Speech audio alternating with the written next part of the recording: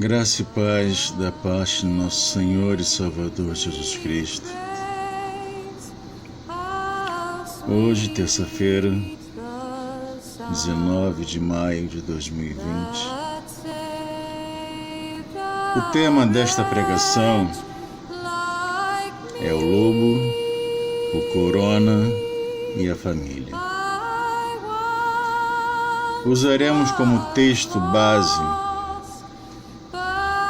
o trecho que está na segunda epístola de Pedro, capítulo 2, versículos de 1 a 3. E assim diz a palavra do Senhor. E também houve entre o povo falsos profetas, como entre vós haverá também falsos doutores, que introduzirão encobertamente heresias de perdição, e negarão o Senhor que os resgatou, trazendo sobre si mesmos repentina perdição. E muitos seguirão as suas dissoluções, pelos quais será blasfemado o caminho da verdade. E por avareza farão de vós comércio com palavras fingidas, sobre os quais já de largo tempo não será tardia a sentença e a sua perdição não dormida. Vamos frisar aqui alguns pontos. Muitos seguirão as suas dissoluções, e por causa deles será blasfemado o caminho da verdade. Esses lobos, por avareza, farão de vós comércio com palavras fingidas, palavras que encantarão a muitos, palavras que arrebanharão muita gente. Ontem falamos sobre o ficar em casa, o não tentar o Senhor teu Deus.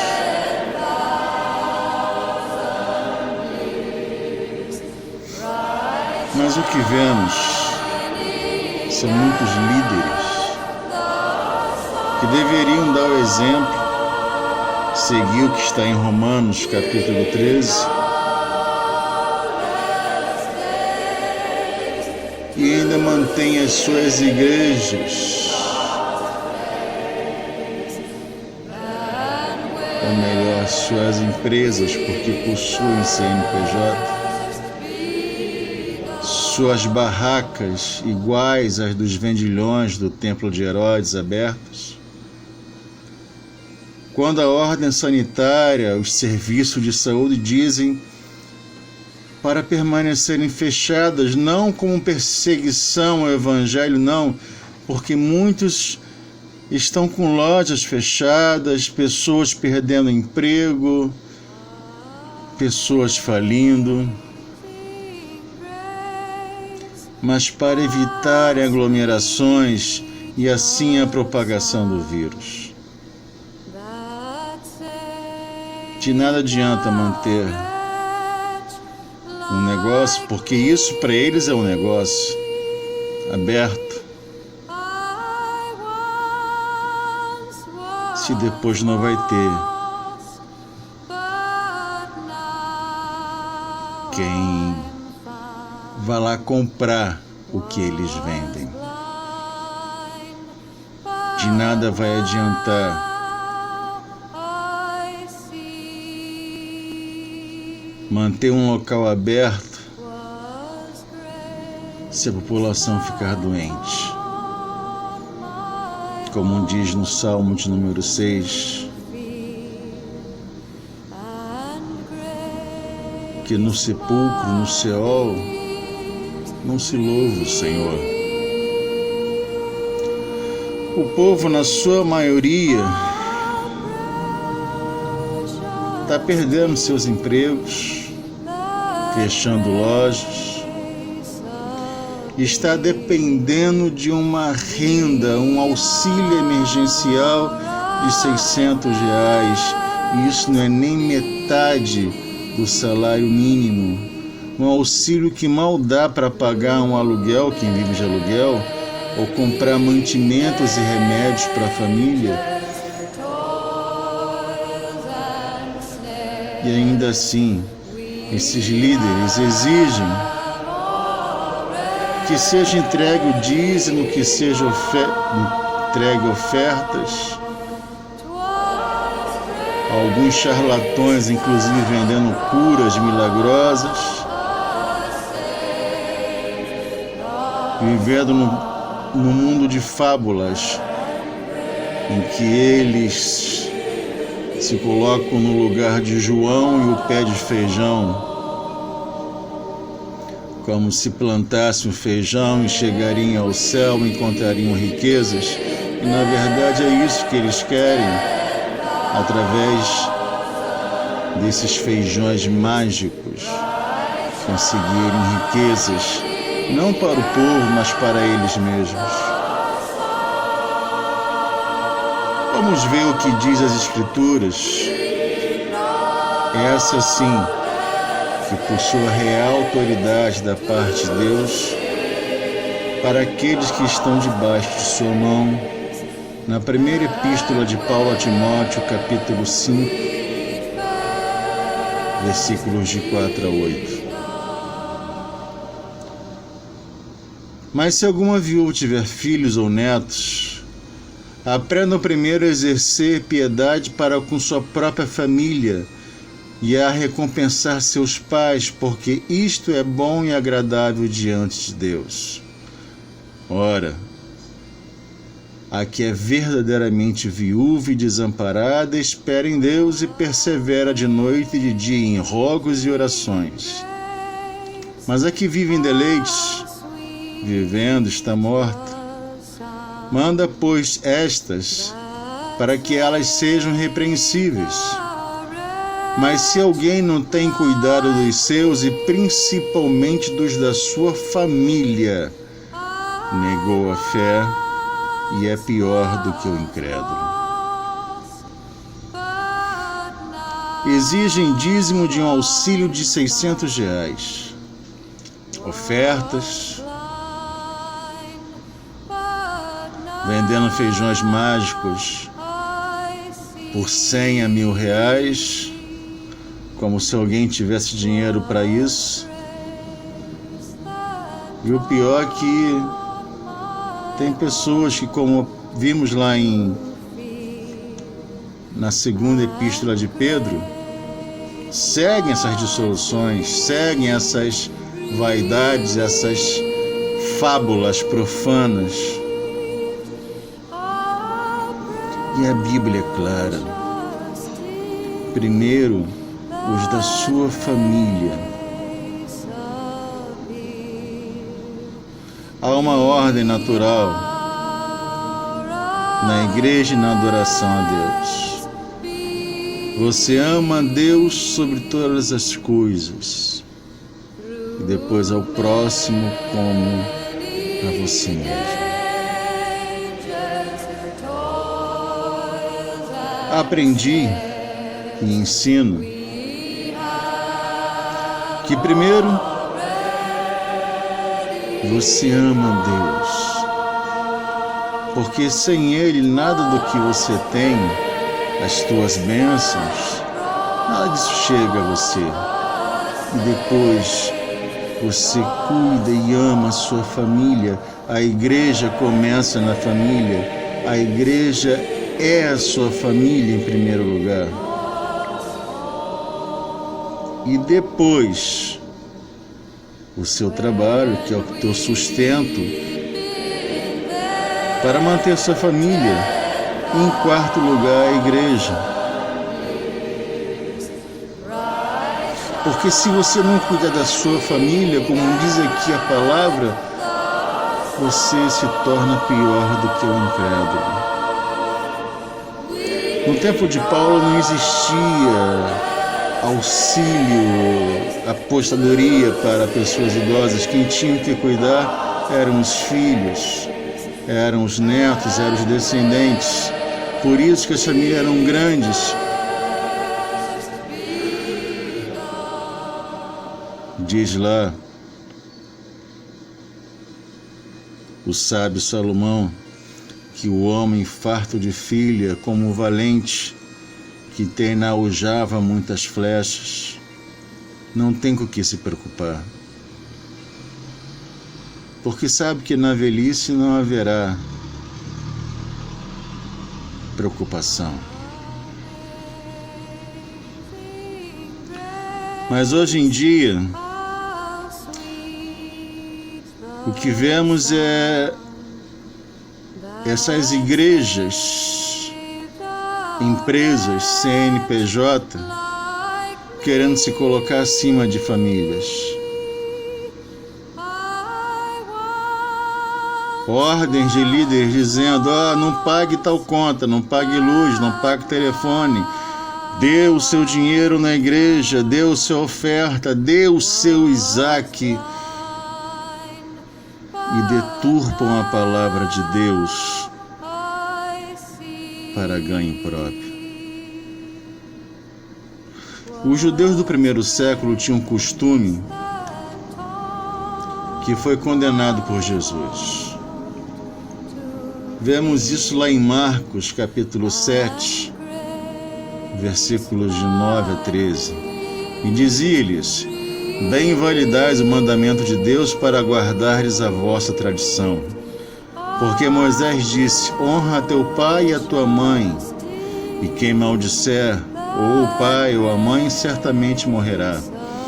Mas vós, porém, dizeis: se um homem disser ao pai ou à mãe aquilo que poderias aproveitar de mim é corbã, isto é, oferta ao Senhor. Havia um acordo, esse incircunciso e os sacerdotes saduceus, para que eles estivessem desobrigados de ajudar o pai ou a mãe. E seguindo: nada mais lhe deixais fazer por seu pai ou por sua mãe, invalidando assim a palavra de Deus pela vossa tradição que vos ordenastes. E muitas coisas fazeis semelhantes a estas.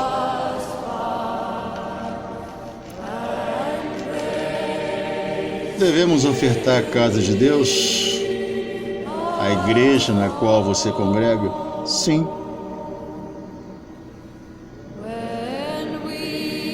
Diz a palavra lá em 2 Coríntios capítulo 8, 2 Coríntios capítulo 8, cada um contribua segundo propor no coração, não por força ou por necessidade, mas de bom grado, porque Deus ama ao que dá com alegria. Cada um contribua segundo propôs no seu coração, aquilo que Deus colocou no seu coração, não o que pastor A ou B determina. Você não vê Jesus determinando nada. A única pessoa que Jesus determinou uma coisa foi aquele jovem rico, e assim mesmo foi para prová-lo. Ele disse: vai, vende tudo que é teu, dá aos pobres. Não a Cristo, não uma igreja ou ao templo, mas dá aos pobres.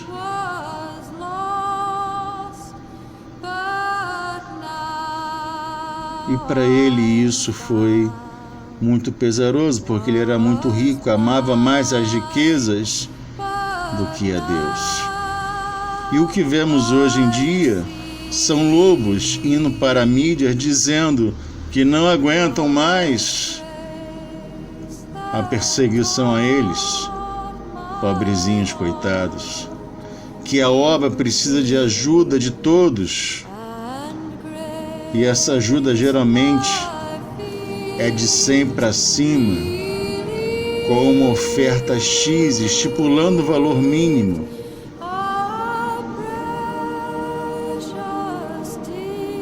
Enquanto os jatinhos que eles possuem estão bem guardados em hangares, com a sua manutenção em dia, limpeza, suas coberturas que possuem nos megatemplos que eles constroem. Caso vocês não saibam, tem pastores que moram nesses megatemplos, nas coberturas, à parte, um local mais nobre, onde só o círculo fechado deles entra. Esses filhos de Belial, crias de Balaão, ainda têm a cara de pau de, ao serem aplaudidos por uma plateia hipnotizada, dopada mentalmente pela falácia deles, eles não têm vergonha de mostrar o seu verdadeiro caráter. Quando dizem que não querem palmas, mas que aquelas pessoas que estão batendo palmas, que elas paguem as suas contas, as suas dívidas. Já não tem mais nada encoberto, já está escancarado. Ezequiel profetizou bem a esse respeito. No capítulo 34. E veio a minha palavra do Senhor dizendo: Filho do homem, profetiza contra os pastores de Israel. Profetiza e diz aos pastores: assim diz o Senhor Deus: ai dos pastores de Israel que se apacentam a si mesmos. Não devem os pastores apacentar as ovelhas? Comeis a gordura e vos vestis da lã, matais o cevado, mas não apacentais as ovelhas. As fracas não fortalecestes, e a doente não curastes, e a quebrada não ligastes, e a desgarrada não tornastes a trazer, e a perdida não buscastes, mas dominais sobre elas com rigor e dureza. Assim se espalharam por não haver pastor, e tornaram-se pasto para todas as feras do campo, porquanto se espalharam. As minhas ovelhas andaram desgarradas por todos os montes e por todo o alto outeiro. Sim, as minhas ovelhas andaram espalhadas por toda a face da terra, sem haver quem perguntasse por elas, nem quem as buscasse. Portanto, ó pastores, ouvi a palavra do Senhor. Vivo eu, diz o Senhor Deus, que porquanto as minhas ovelhas foram entregues à rapina, e as minhas ovelhas vieram a servir de pasto a todas as feras do campo, por falta de pastor, e os meus pastores não procuraram as minhas ovelhas, e os pastores apacentaram a si mesmos, e não apacentaram as minhas ovelhas. Portanto, ó pastores, ouvi a palavra do Senhor. Assim diz o Senhor Deus: eis que eu estou contra os pastores. Das suas mãos demandarei as minhas ovelhas, e eles deixarão de apacentar as ovelhas. Os pastores não se apacentarão mais a si mesmos, e livrarei as minhas ovelhas da sua boca, e não lhes servirão mais de pasto.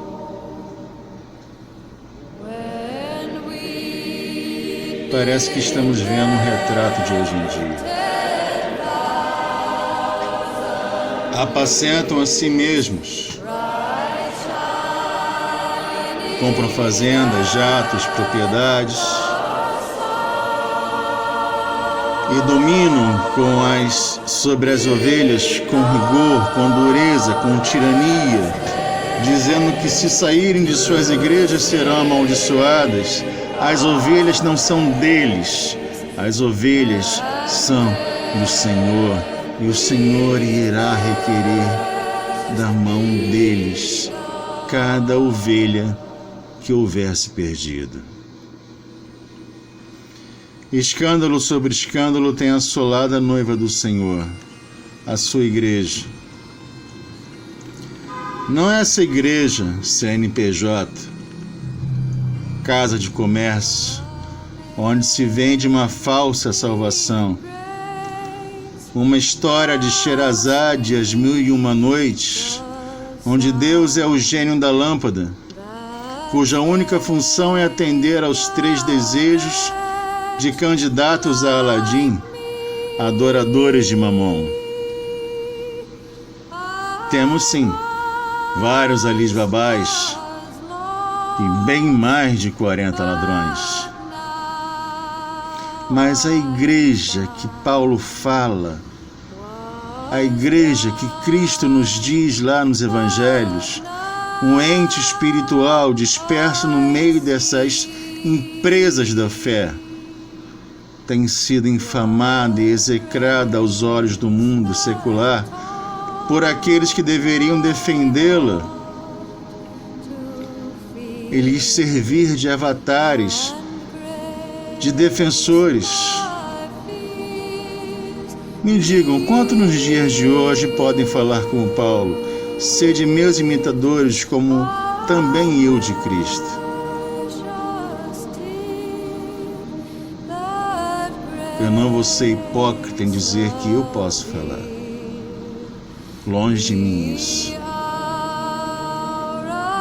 Mas quantos podem dizer? Quantos desses pastores na mídia podem dizer isso?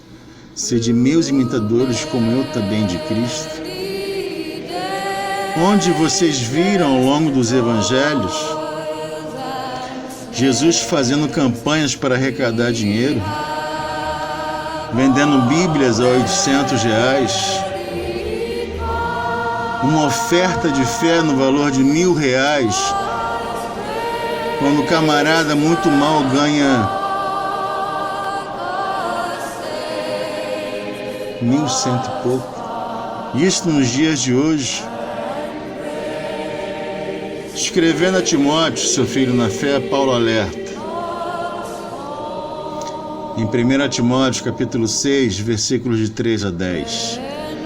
Se alguém ensina alguma doutrina e não se conforma com as sãs palavras de nosso Senhor Jesus Cristo, e com a doutrina que é segundo a piedade, é soberbo, nada sabe, mas delira acerca de questões e contendas de palavras, das quais nascem invejas, porfias, blasfêmias, ruins suspeitas, perversas contendas de homens corruptos de entendimento e privados da verdade, cuidando que a piedade seja causa de ganho, de lucro. Aparta-te dos tais. Mas é grande o ganho a piedade com o contentamento, porque nada trouxemos para este mundo, e manifesto é que nada poderemos levar dele. Tendo, porém, sustento, e com o que nos cobrirmos, estejamos com isso contentes. Mas os que querem ser ricos caem em tentação e em laço, e em muitas concupiscências loucas e nocivas, que submerge os homens na perdição e ruína. Porque o amor ao dinheiro, repito, porque o amor ao dinheiro, não o dinheiro, o amor ao dinheiro é a raiz de toda espécie de males. E nessa cobiça, alguns se desviaram da fé e se transpassaram a si mesmo com muitas dores. É muito fácil colocar um canudo embaixo do braço, se dizer teólogo, fazer um malabarismo homilético para que incautos caiam nas suas heresias.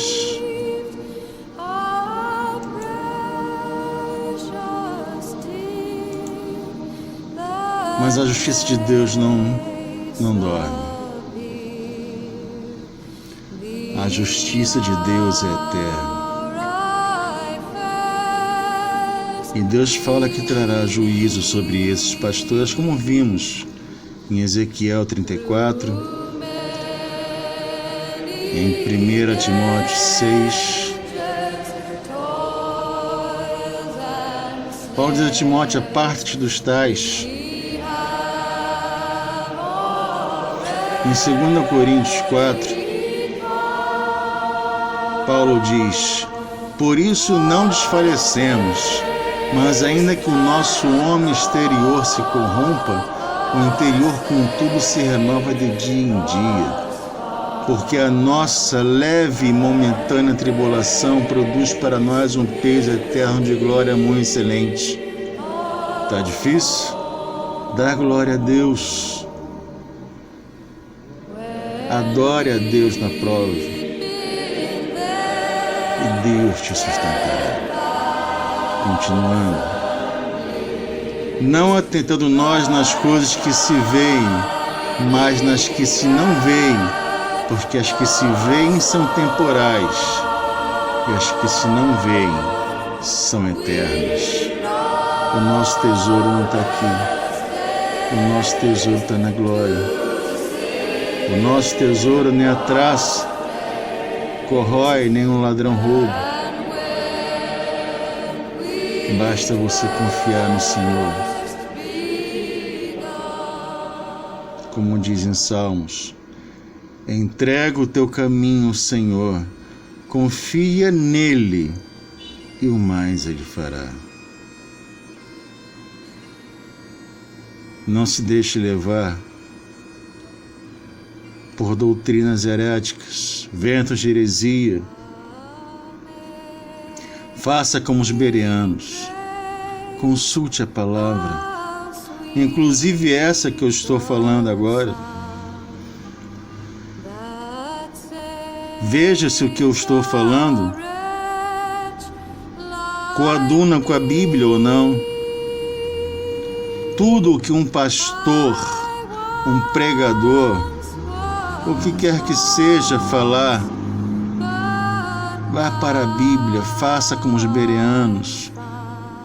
Paulo pregou para eles e disse: estes são mais nobres que os de Tessalônica, porque ouvem atentamente e depois vão para a palavra para ver se aquilo que Paulo dizia era verdade. E vendo que o que Paulo dizia coadunava com a palavra, que naquele tempo era só o Antigo Testamento, muitos creram, judeus, gregos. Verifique a palavra. Você tem a palavra em tuas mãos. Jesus exortou os saduceus: errais não conhecendo as Escrituras, nem o poder de Deus. Leia a palavra, leia a Bíblia, verifique o que está sendo pregado, inclusive o que eu estou falando agora. Não precisa acreditar em mim. Vá para a Bíblia e veja se o que eu falei é verdade ou não.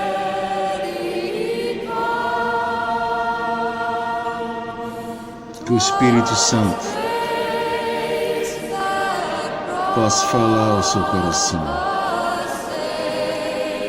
Que o espírito de temor da palavra de Deus e da verdade, que o espírito de paz possa encher os vossos corações e os vossos lares. Que Deus abençoe a cada um que ouve esta mensagem. Que Deus abençoe a nossa nação. Em nome de Jesus.